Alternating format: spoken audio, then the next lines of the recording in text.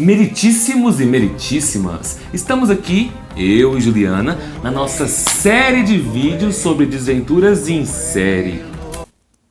Que piada de tiozão. Foi ridículo. Desventuras em Série é uma série que tem um universo muito amplo e que tem mistérios demais pra serem explicados, pra serem respondidos, tanto quanto, por exemplo, Game of Thrones. Mas de vídeos explicando Game of Thrones, a internet já tá cheia. Então, aproveitando o lançamento da série pela Netflix, nós vamos fazer 4 vídeos, um vídeo para cada 2 episódios, ou seja, nessa primeira série de vídeos nós vamos falar sobre os 4 primeiros livros e os 8 episódios da primeira temporada.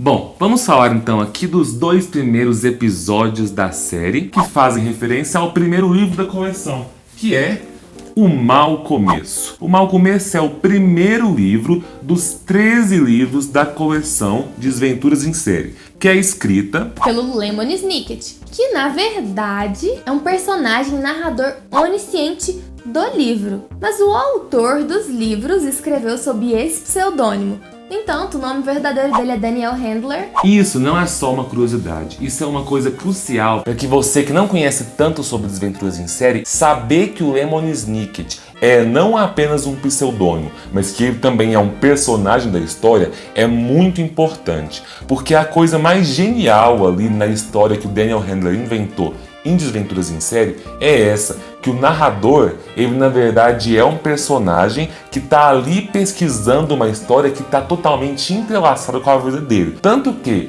a série não é composta apenas pelos 13 livros da série original. Ele também tem esse livro aqui, que é a autobiografia não autorizada do Lemony Snicket, que tem muita informação que complementa os mistérios da série.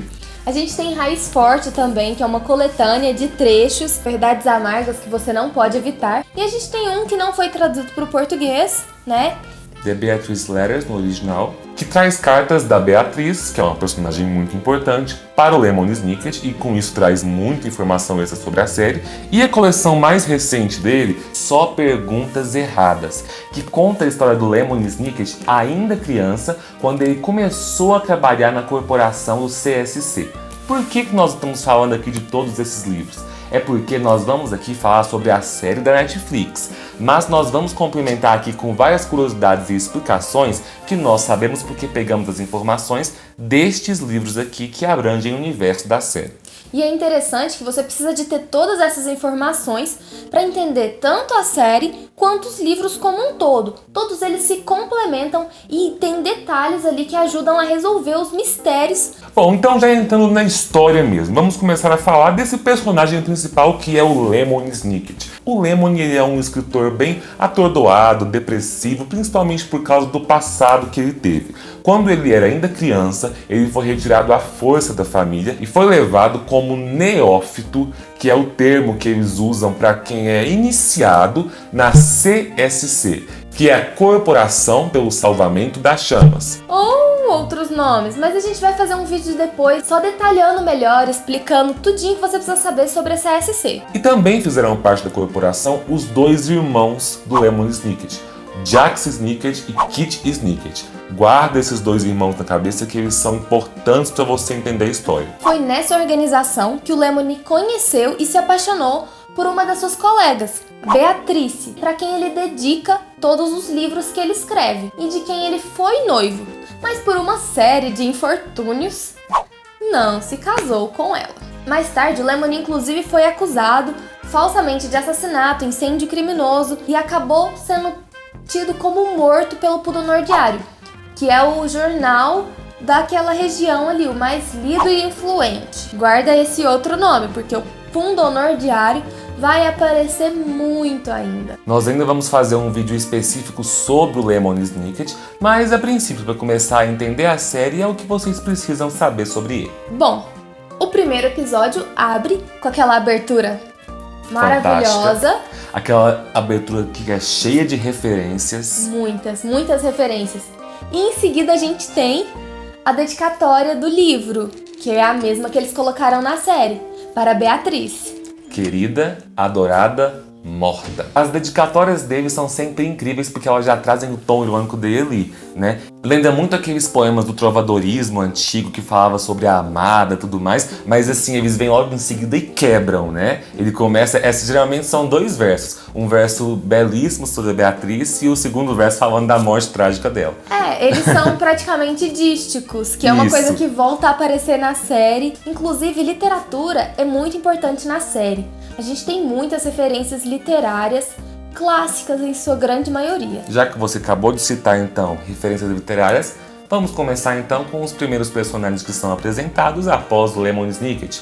Os 3 protagonistas da série, os órfãos Baudelaire. Baudelaire é uma referência ao Charles Baudelaire, que foi um poeta e teórico da arte francesa. O estilo depressivo dele tem tudo a ver com a série. Os personagens nos livros do Lemony têm muito esse padrão, que pode parecer até uma coisa um pouco realista, de ter aquela característica marcante e muito específica para alguma coisa. Então cada um deles tem aquela habilidade que sobressai, principalmente no trio dos irmãos. Não vai encontrar eles se misturando ali, né?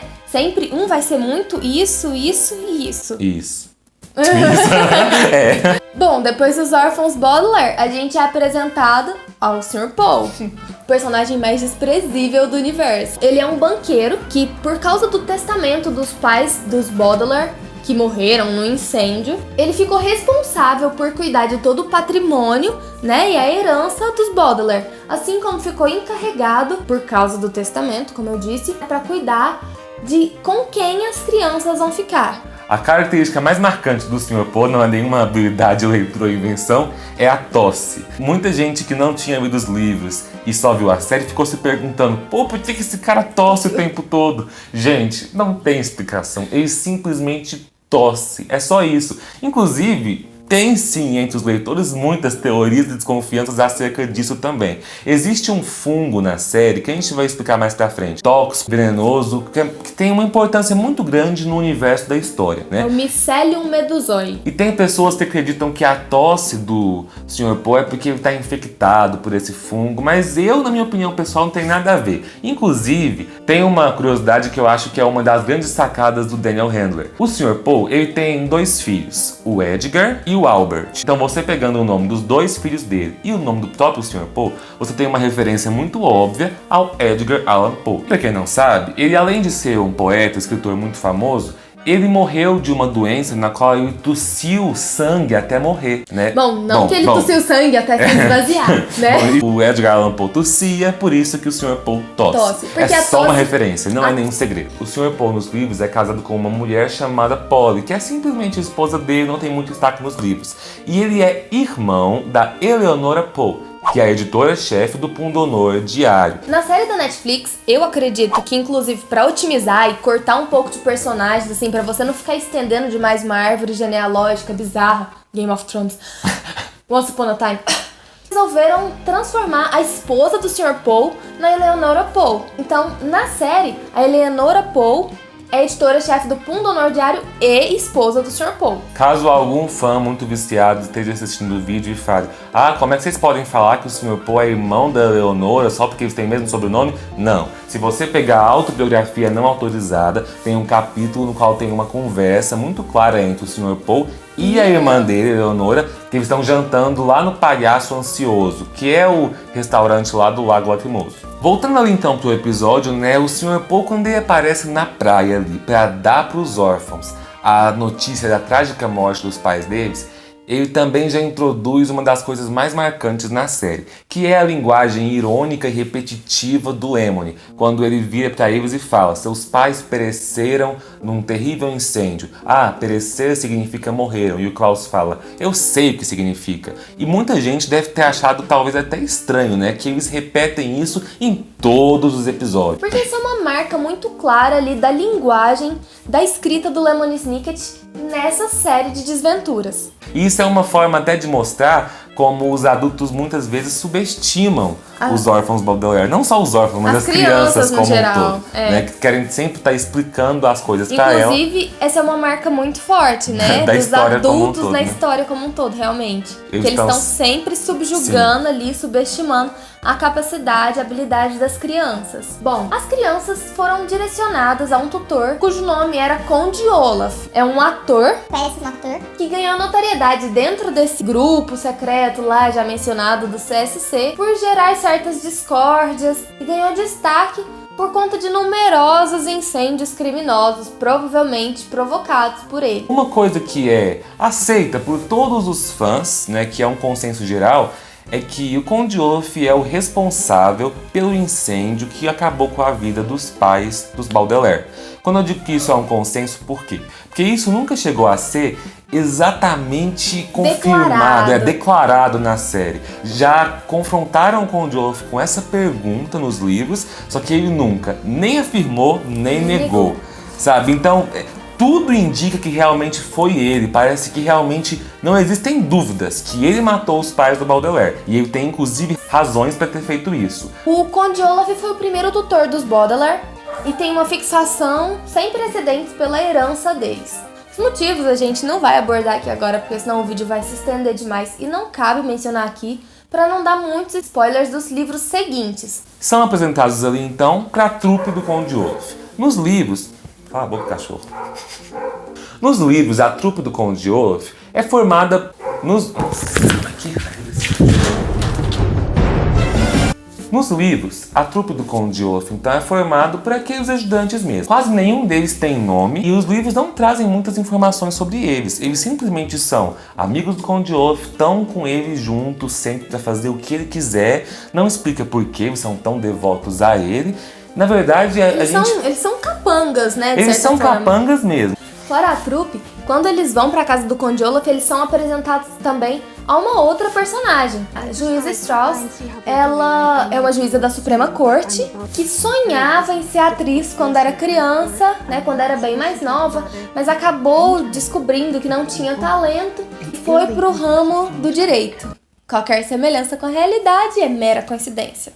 Será que ela também tinha um canal no YouTube? Só esclarecendo uma coisa para alguns fãs que estavam divulgando informação errada. A juíza Strauss, ela não era parte da corporação do CSC. Para quem já leu todos os livros, isso não é um spoiler muito grande. Nós sabemos que mais tarde ela se une à corporação, mas ela não é um dos membros originais. E o interessante é que na série eles construíram um pouquinho de background ali pra juíza. Tem um cachorro aqui latindo. Já tá tarde, a gente tá com sono, então a gente vai gravar esse vídeo com essa bosta de cachorro latindo aqui junto com a gente. Então não se incomodem, vocês vão aguentar, beleza? E o nosso editor, Felipe, já está muito nervoso. A gente viu muitas referências, né? Inclusive, uma referência que ela fala lá, que ela tem uma sessão na sala dela sobre fungos. Esse fungo que a gente já falou mais no início, o Mycelium medusoide, que é super venenoso, etc. E que tem uma grande importância dentro do CSC. Então, ali no final do primeiro episódio, quando o Lemony vai finalizando a narração dele, ele entra dentro de um túnel. E esse túnel aparece ainda durante vários episódios. Nos livros nós temos um túnel que liga a Avenida Sombria 667, que é o prédio, que é a casa de um dos personagens do sexto livro, que o túnel liga esse endereço até a casa dos irmãos Baudelaire. Em outro livro nós temos mencionado que existe um túnel que liga a casa dos Trigêmeos Quagmire até a casa do tio Monte, né, o Dr. Montgomery. Ou seja, nós não sabemos no livro com certeza se esses dois túneis mencionados são o mesmo túnel ou não. Mas enfim, o Daniel Handler permitiu que na série fosse um túnel só que liga não só essas 4 casas, mas que liga aparentemente todo o universo. Né? Porque quando eles entram lá embaixo tem várias plaquinhas, naquelas plaquinhas, gente, tinha o sobrenome de todo mundo da série. Tinha até a catedral. A Catedral da Suposta Virgem, né? Adoro esse nome. A hora que o Lemony sai ali do túnel, que corta a cena dele, a gente tem a grande revelação do episódio, né? O primeiro plot twist da série, que você fica, o quê? Não acredito. Principalmente pra quem lê os livros, toda a ambientação deu a entender que aquelas pessoas ali eram os Baudelaire pais que tinham sobrevivido ao incêndio. Pelo menos ali no primeiro episódio. mas não foi bem assim. Bom, então, ainda na história do mau começo, mas passando pro episódio 2, o episódio começa mostrando então como foi que o Conde Olaf conseguiu de fato ser o tutor dos Baudelaire, né? Porque nos livros a gente tinha a seguinte informação, de que na verdade tudo aconteceu porque o Sr. Poe interpretou literalmente ali a questão do parente mais próximo deles, né? Não como parente mais próximo na árvore genealógica, mas o parente mais próximo geograficamente.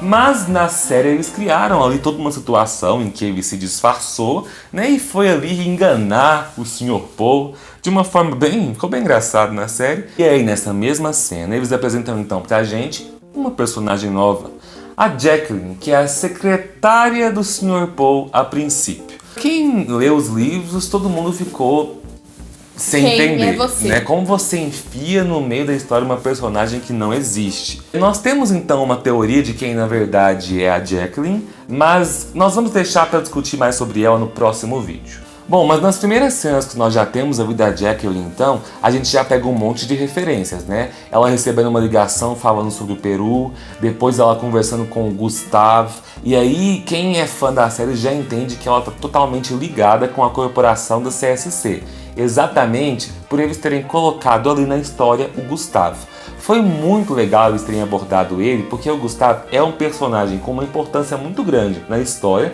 mas que a maioria dos fãs não conhece, porque ele não é apresentado de fato nos livros, nos 13 livros da coleção principal. Toda a informação sobre ele é dos livros que a gente tem de informações extras. O que vem ao caso é que o Gustave prestou inúmeras contribuições à corporação do CSC, criando códigos secretos. Mas o Gustave também ele vai ser importante lá no episódio 3 e 4, então a gente vai voltar a falar dele no próximo vídeo. Continuando o episódio, então, nós temos ali a história seguindo bem parecida com o que acontece no livro mesmo. Os Baudelaire descobrem sobre todo o plano do Conde Olaf de se casar literalmente com a Violet. Literalmente, é tão estranho usar essa palavra depois que... numa peça de teatro, né? Toda uma situação que é completamente crítica e muito inteligente, como ele cria toda aquela situação que é ridícula, né? Mas que a gente, se for parar pra pensar na sociedade mundial hoje em dia, é uma coisa que aconteceria, plausível, você concorda? É uma coisa plausível de acontecer.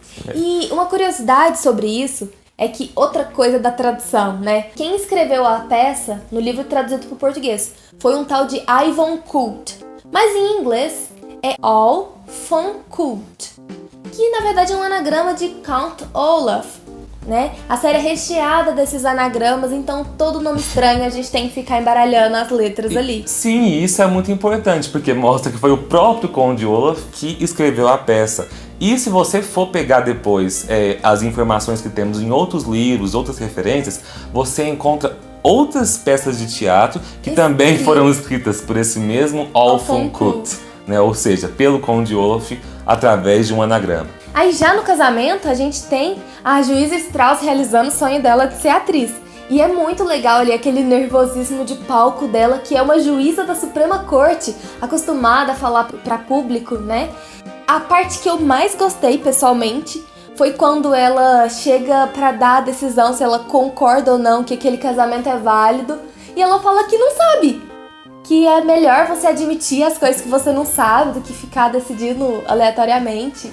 E isso é um exercício de humildade muito grande vindo de dentro do judiciário, né, porque não acontece. Sobre os 2 primeiros episódios, é isso. Deu aquele gás pra seguir o restante da série, inclusive porque terminou com o Conde Olaf prometendo ali que vai atrás da fortuna dos Baudelaire. Exatamente como acontece no livro. No próximo vídeo, então, a gente vai já abordar sobre tudo o que acontece nos episódios 3 e 4, que são referentes ao segundo livro da Sala dos Répteis, e nós vamos abordar principalmente sobre os códigos secretos criados pelo Gustave Sebald, que são muito importantes na série, né? E também sobre quem é a Jacqueline e a nossa teoria de quem ela provavelmente é. Curta o vídeo, se inscreva no canal e é isso aí. Até o próximo.